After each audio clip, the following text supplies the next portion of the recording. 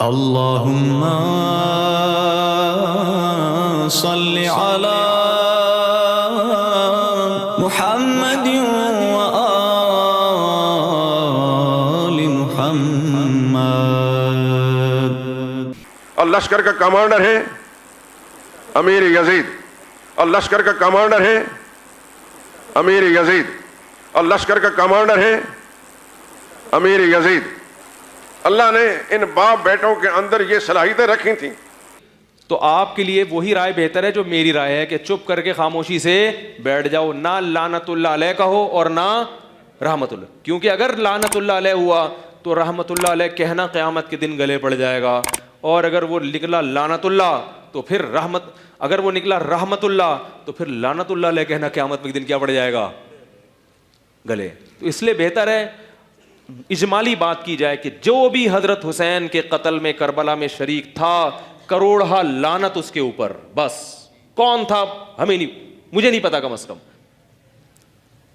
یعنی آپ یہ کہہ سکتے ہیں مجھے نہیں۔ اور اگر آپ کو پتا ہے تو پھر دونوں کتابیں پڑھیں، آپ جو اشاعت و توحید کے علماء نے اس کے حق میں لکھی ہیں، یہ بعض سلفی علماء نے بھی لکھی ہیں، وہ بھی پڑھیں آپ، اور اس کے مخالف بھی پڑھیں، پھر ایک رائے قائم کر کے آپ کو کلپ بازی کی۔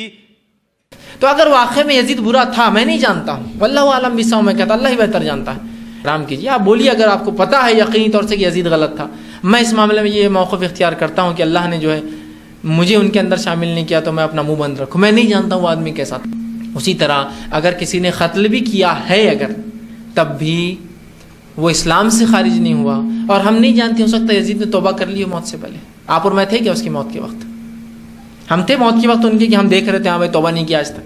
As far as your understanding about the wall of Karbala, you said that Yazid, may Allah be pleased with him, Yazid, may Allah be pleased with him, that he was ferocious and he was a villain, etc.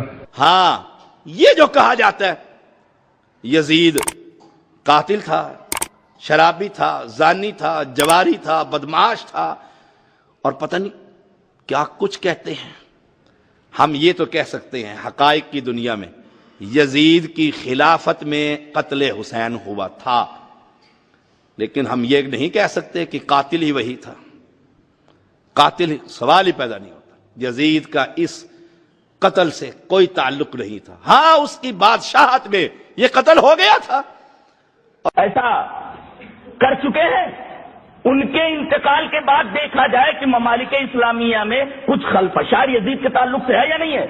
آپ کو سن کر حیرت ہوگی کہ ممالک اسلامیہ کے بچے نے حضرت یزید کے حق میں ووٹ ڈالا۔ بے حد بہادر، بے حد صاحب داد و دہش، بے حد سخی، دنیا کا یہ واحد شخص ہے جس نے سب سے پہلے چیتے کو شکار کے لیے ٹرین کیا ہے، جس سے حضرت یزید رحمت اللہ علیہ کی بہادری کا اندازہ ہوتا ہے۔ یزید کو یزید رحمہ اللہ ہمیشہ کہنا چاہیے۔ آج کل للو پنچو جمن شورادی لوگ رحمہ اللہ بنے پھر رہے ہیں۔ اور یزید کا ہاتھ حسین رضی اللہ تعالیٰ عنہ کی شہادت میں یا قتل میں نہیں تھا، اس میں یزید کے حکم سے نہیں ہوا ہے، بیچ میں جو لوگ تھے انہوں نے یہ کام کیا ہے۔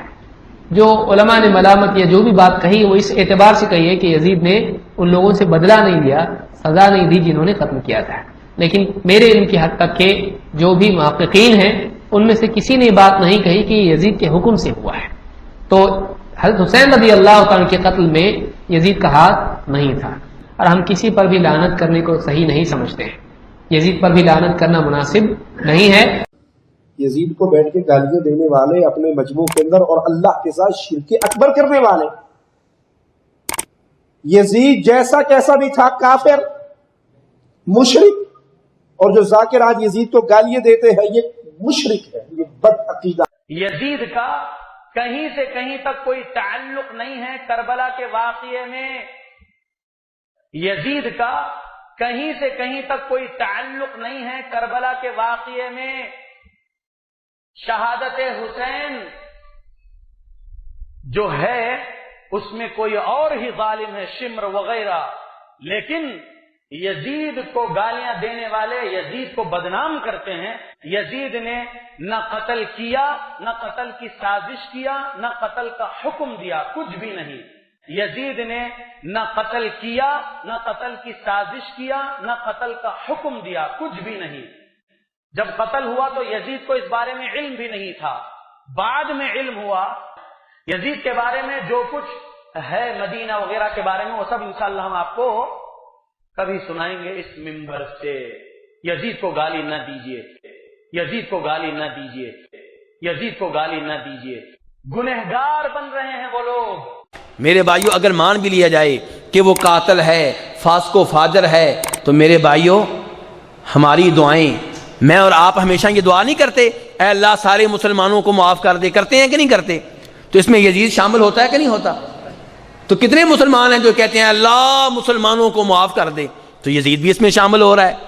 اور اگر آپ کہتے ہیں کہ یزید اس میں شامل نہیں ہے تو یہ تو آپ بات مانیں گے کہ یزید کے اوپر ایک وقت میں، ایک دن میں ہزاروں لاکھوں لعنتیں ہوتی ہیں.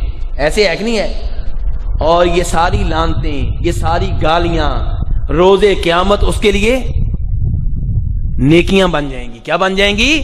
نیکیاں بن جائیں گی. ہم حنفی یزید کو اچھا نہیں سمجھتے، ہم یزید کو پلید بولتے کیونکہ اس نے بہت برے برے کام کیے، جس میں یہ امام علی مقام اور خاندان نبوت پر جو اس نے مظالم ڈھائے اور بے دردی سے شہید کروایا، تو یہ کوئی کم سیاہ کارنامہ نہیں ہے اس کا.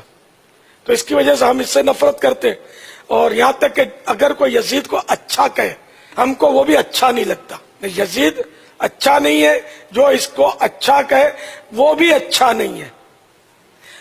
مجھے مولانا محمد شفیع اکاڑوی صاحب رحمۃ اللہ تعالی علیہ کی یہ بات بڑی پسند آئی تھی کہ بعض لوگ ہیں اس دور میں بھی جو یزید کو اچھا کہتے ہیں، امیر المومنین کہتے ہیں، اچھا آدمی کہتے ہیں.